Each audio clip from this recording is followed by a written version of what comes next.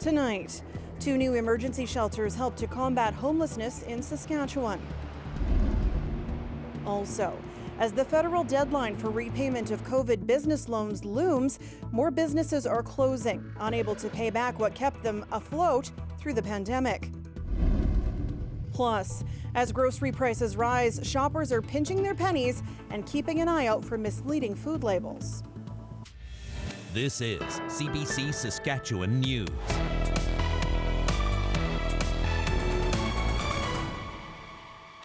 It is Tuesday, January 9th, and the CBC Saskatchewan News starts right now.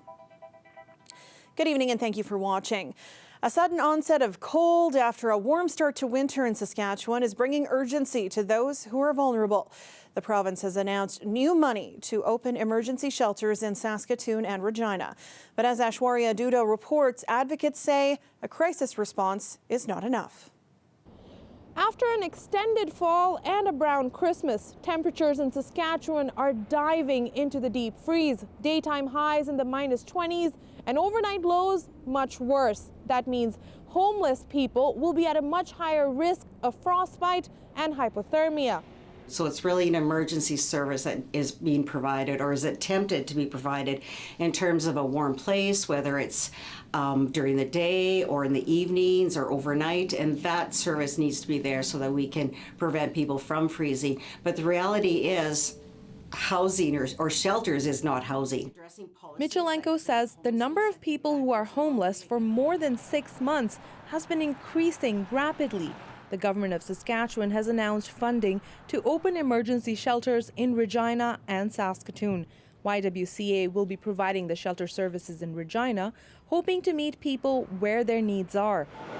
Its CEO says community support might be difficult to access for a lot of people. Maybe they're not comfortable accessing those services because of past traumas. And so having low barrier shelter spaces just to keep people safe, to keep them warm and off the streets, I think is a crisis response that is much needed. Coomer Benson says a crisis response isn't enough, that a fundamental shift is needed. In Saskatoon, Calgary-based Mustard Seed will operate the city's new shelter. The agency has been around for 40 years with operations in BC and Alberta. Stats from Saskatoon Community Foundation tell us that Indigenous people make up 90% of homeless people in Saskatchewan.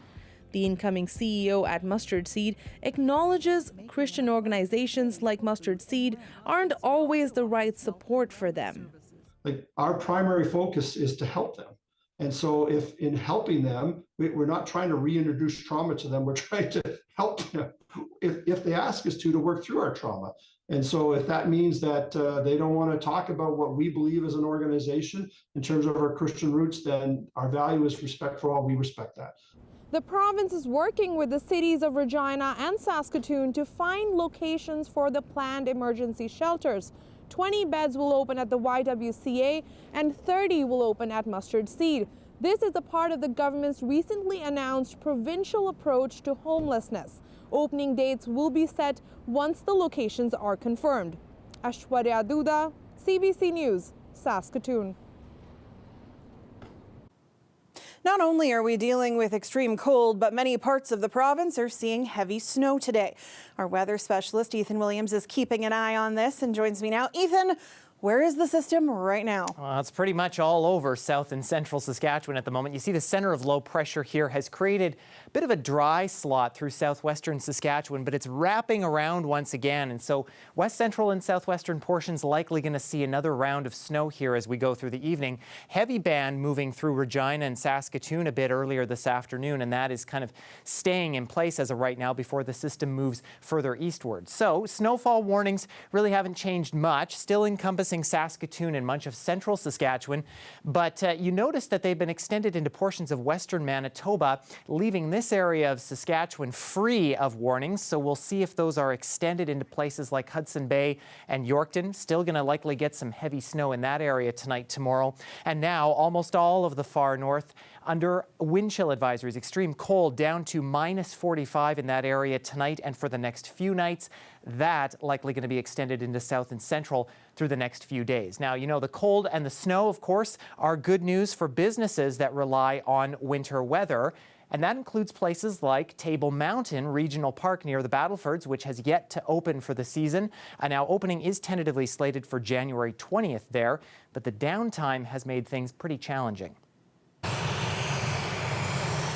We had school kids booked in the month of December. Of course, they all had to be cancelled. We also had some schools that were booked here for this past week, or this coming week. I guess they got back in school on Monday. So we had to cancel them out because we knew we weren't going to be open. So and staffing, we had staff hired and we couldn't give them any work, whatever, for the last month and a half, whatever. So it's been quite a challenge. The only thing we did miss is the Christmas season. That's usually fairly big for us. I've been here over 40 years, so we have always been open for Christmas except COVID years. But all the other years and all the years I've been here, we have always been open for Christmas. So right now we're looking at daytime highs this coming weekend. 30s and 32s or whatever, minus 32s in the daytime. So hopefully we don't go from way above normal temperatures to way below normal temperatures, and all of a sudden we start losing people because it's too cold to ski. So I guess that's the next thing. That's the next challenge we're going to have to come or face. I guess is the temperature. So we're not going to go into April. I guess simply because we've got an early Easter this year. So that's not going to work out very well for us. But once we get to open, the warmer temperatures, +5s and 6s and whatever else, aren't going to affect us too much. There's no sense worrying about it or trying to figure out what you're going to do with it, because Mother Nature dictates what's happening in this business, whatever. So you just have to learn to live with it. There is just 1 week left for business owners to meet the federal government's deadline to repay emergency loans given during the pandemic. But as Tyreek Reed reports, some owners are still struggling to raise the funds. Stephen Whitworth has been working at Regina's Prairie Dog magazine for 24 years, but now financial hardship and the January 18th deadline for the Canada Emergency Business Account Loan, or CEBA, has him worried about the publication's future. We've done other things to try and fundraise. We've done a lot of things on the sales front. None of them have produced the scale of results that we need to stay viable and stay in business. Whitworth says the business received $60,000 from CEBA during the pandemic. He recently started a fundraiser for Prairie Dog and its sister company Planet S in Saskatoon to help repay the loan and receive partial loan forgiveness. That has since raised about $2,000. We really reached the end without substantial community support. And that support will let us know what we can do. Regina bookstore and coffee shop owner Annabelle Townsend is familiar with the feeling. She says her husband had to extend his line of credit to $40,000 to help her meet the deadline and keep her doors open. If I don't pay it off now, I will be in default to the federal government, which is not a good position to be in. But it was really, if I don't find this by the 18th of January, then I would be looking at going under. The Prairie Dog moved out of its office in downtown Regina to save costs, but Whitworth says cuts continue. And Townsend says her business is still struggling to stay afloat. Although she secured the funds to meet the deadline, she says small businesses still need more support. I don't see why they can't extend it a little bit longer. I mean, it's all over the news how bad the economy is at the moment. The costs of everything are going up and sales are staying absolutely flat. We've now laid off more staff, and we're looking at laying ourselves off to save money, which will likely happen very soon. So basically going down to virtually no staff. Whitworth says taking out another loan is off the table due to existing debt. He says the paper truly is relying on the fundraiser and community support to stay afloat. And with the minimum requirement of $40,000 to do that, the deadline a week from Thursday looms large. Tyreek Reed, CBC News, Regina. We have a new first in the province. Saskatchewan's police watchdog began operating at the start of last year and today released its first report into a police operation. Alexander Kwan joins us to talk about it. Alex, what can you tell us? Well, this is a big moment for Saskatchewan's Serious Incident Response Team, or CERT. The agency is to act as an independent body to investigate potential police misconduct. Today's report references an incident last June. Police were executing a search warrant at a home in Regina, searching for evidence of child pornography. Investigators found several electronic files containing evidence and informed a 42-year-old man at the home that he was under arrest. In response, the man pulled out a kitchen knife from a drawer. Officers and his mother told him not to do anything, but the man stabbed himself 3 times in the chest. The officers were able to eventually wrestle the knife away from him and started first aid. The man was taken to hospital by ambulance with serious injuries and was later released. So, today's CERT report clears the police officers of any wrongdoing. It concludes the man's wounds were self-inflicted and officers weren't negligent. So, no charges have been or will be laid. So for those who are not familiar with CERT, why is this important? Well, this team is led by a civilian, not a police officer. That is supposed to give people confidence that an investigation into potential police misconduct is carried out appropriately. Investigations are launched in cases of a sexual assault, serious injury, or death while a person is in police custody, or because of the actions of a police officer. CERT is required to publish a summary of its investigation 3 months after a report is submitted to its civilian director. This is the first time we're seeing one of those reports. Since CERT started operating at the start of 2023, 12 investigations have been initiated. In 6 incidents, people died. That includes a fatal police shooting in Prince Albert and a shooting of a man at a police station in Estevan. So what do we take away from today's report? Where does this leave us? Well, there are still a lot of questions, Sam. The report doesn't lay out what could have been done differently to avoid repeat situations. CERT says an investigation can vary in length depending on a variety of factors, such as waiting for forensic tests. But as far as we know, the other 11 investigations are still active. Now, we did try to get answers from the Ministry of Justice today, but no one was available to speak with us. We'll work to get those answers in the coming days. Sam? Thanks for this, Alex. Alexander Kwan in our Regina newsroom tonight. The number of black-legged ticks known to carry Lyme disease is increasing in our province. Scientists in Saskatchewan are finding them now through active tracking. These insects, also known as deer ticks, are not commonly found in our province, but last year, 2 were found in Prince Albert and another in Pike Lake. And about 3 times the usual number of deer ticks were reported through eTick, a public platform for population monitoring of ticks in Canada. Scientists say this shows there are a lot more black-legged ticks in Saskatchewan, so they'll be looking for ones that are having babies and establishing. And they'll do that with drag cloths and GPS. Is this a tag here? Okay, we collect it and put it in a tube, and then we look both sizes.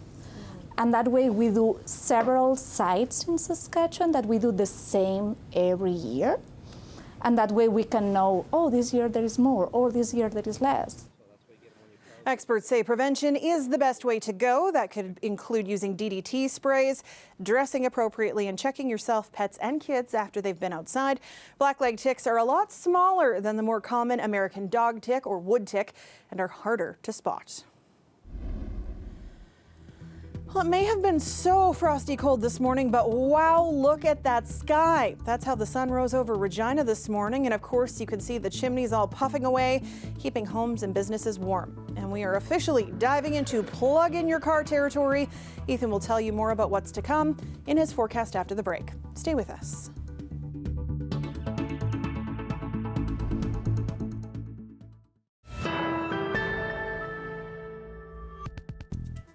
A Saskatoon family who recently immigrated from the Dominican Republic has self-published a children's book. Together, they wrote about a dinosaur who struggles to reach its toys and tries different strategies to do it. So we asked them what inspired Little Bronto Can't Dig. Little Bronto is usually a very joyful dino. So Little Bronto Can't Dig is a book about a dinosaur who finds his toys, who cannot find his toys. He sees that they are under a pile of dirt. So he's frustrated. He goes through a range of emotions, trying to solve this problem. Long time ago, I wanted Amanda to write a book, just her. So I challenged her, write a book and you'll have that app that you want so badly. She wants, all this technology, and I wanted to motivate her. But Mr. Alex here had a dream one day My dream wasn't actually of the bronto having the problem, it was of the velociraptor having that problem. Bronto didn't know what to feel. At that time, I was taking a creative writing class with one of the newcomer associations, Global Gathering Place. And that was like, oh, we can actually write about this, because I wanted to write something, and I decided They gave me some help, and then we did it all together. to bring Amanda's challenge with Alex's dream and the information I was having at that moment to create the story. First drawing. And one of my personal mantras is that everything passes, the good or the bad, any situation you are going through. And like Bronto he was seeing a reality, and at the end he noticed, oh, it wasn't what I thought, and he was thinking it was the end of the world. He was hopeless many times, but at the end he found out that it had a solution that he had not even thought about. So that's really the message, to work through whatever you're going through, and do it with help, do it with people that's around you, to go through it. The weather update is brought to you by Capital Ford Lincoln. Trade and upgrade is on now.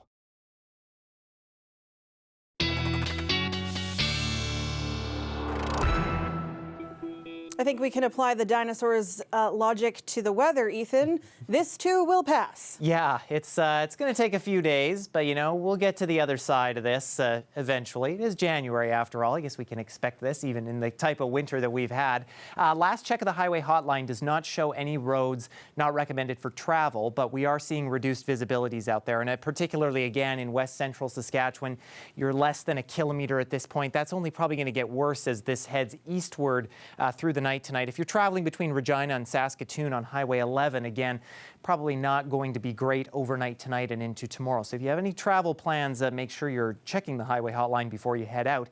The other thing this system is doing, it's created kind of this rainbow of colors here on our current temperatures map. We're above the freezing mark right now, where the center of that low pressure is in Maple Creek, and we're 37 degrees colder at our cold spot in Collins Bay as that Arctic air starts to make its way into the province. Now, this system overnight tonight, it moves pretty quickly eastward through the first part of the night here, but I think Regina, Saskatoon, we're still in for some snow. Portions of east central Saskatchewan, again, probably in for more of that as we go into even tomorrow morning as this system starts hanging on as it crosses into Manitoba.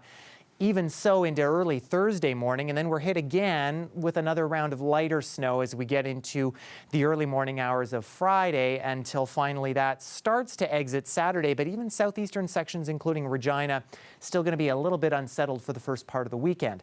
In terms of amounts, again, I think these are a little bit on the high side. Again, we now have snowfall warnings in portions of western Manitoba, and those may be extended in areas around Wynyard and Kamsack and Yorkton, but maybe tomorrow another 5 to 10, locally 15 centimeters, but these 20 to 25s I think are maybe a little bit on the high side. Regina, I think this is fairly accurate for much of the Trans-Canada corridor, where we're in sort of that 1 to 3 centimeter range, especially getting into tomorrow. But again, as the snow falls and as it's pretty light on the roads and powdery, it'll likely start blowing around as we see winds pick up 50 to 60, maybe some gusts in the south near 70 tomorrow afternoon. And things will stay gusty in the south even as we head into Thursday, Friday, and that is going to keep visibilities a bit low again as we head through the overnight hours, less than a kilometer at times, finally starting to get better as we head into the later morning hours tomorrow. So after the system passes us by, we will start seeing temperatures drop as early as tomorrow afternoon in Regina. We'll start around minus 15 or so and then just drop down to minus 20 from there. And then it just kind of stays there. And I think Saturday probably going to be our coldest day. That is dangerous cold with a wind chill of around minus 40. And then, thankfully, an improvement as we start to head into Monday, Tuesday of next week. Saskatoon, I think we're probably looking for another centimeter just tomorrow as your temperature will drop as well. Again, a little bit on the breezy side, going to make that feel a bit colder. Yeah, that does say minus 30 for the daytime high on Saturday before things improve. I'm keeping that minus 16 on there for hope, Sam. I was not emotionally prepared for that minus 30. Those are daytime highs. Oh, I know. Yeah, we're in for it. No, thank you, Ethan. Yeah. Sorry. Stay with us. We'll be back after the break.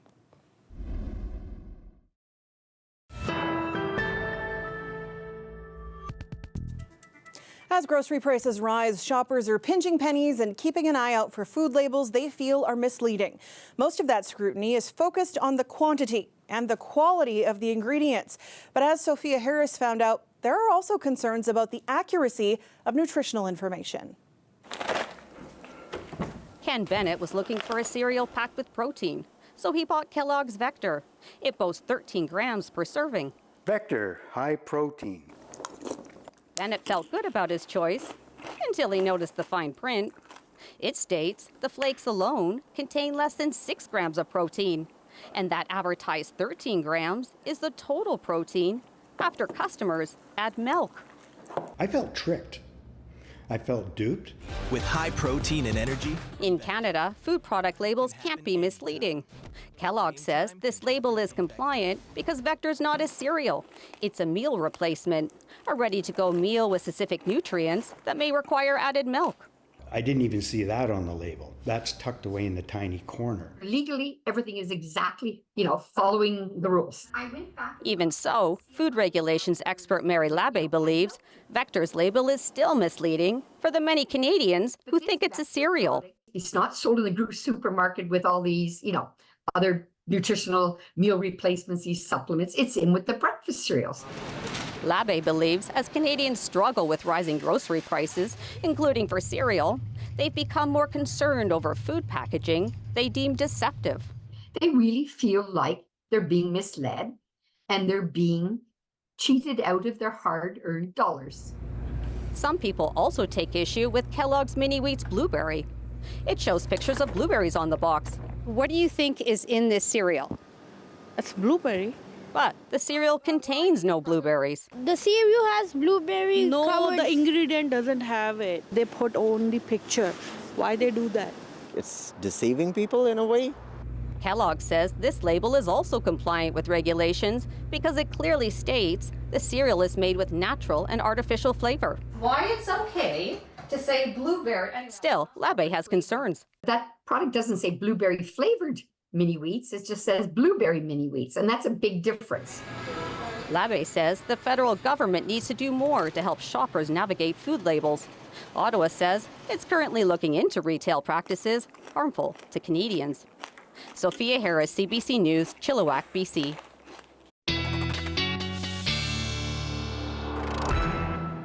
And that just made me want cereal for supper. Ethan's back with one last look at your weather. No fine print in this forecast. We're going to give everything to you straight. Regina, -8 tonight. The snow should be coming to an end in the overnight hours. I think a lot of it falling right now and through part of the evening. And then as we get into tomorrow morning, there is the chance of some more flurries. But look at the temperature dropping sharply to around -17. And those winds picking up too. Again, we could see those gusting to 50, 60 at times tomorrow, making it feel closer to -30 as we sit under mostly cloudy skies. Saskatoon likely going to continue to see that snow tonight. Your temperature already down around -17 by midnight. Tomorrow morning, though, snow's mostly over around -20. And then again, we're seeing those winds pick up a bit, feeling closer to -31 tomorrow afternoon, Sam. That is a bundle up kind of day. Thanks, Ethan. You bet. And that is it for us tonight. For News Anytime, you can head to our website. You can subscribe to the CBC Saskatchewan YouTube channel or download the CBC News app on your phone or tablet. Thanks so much for watching. Have a great night and stay warm.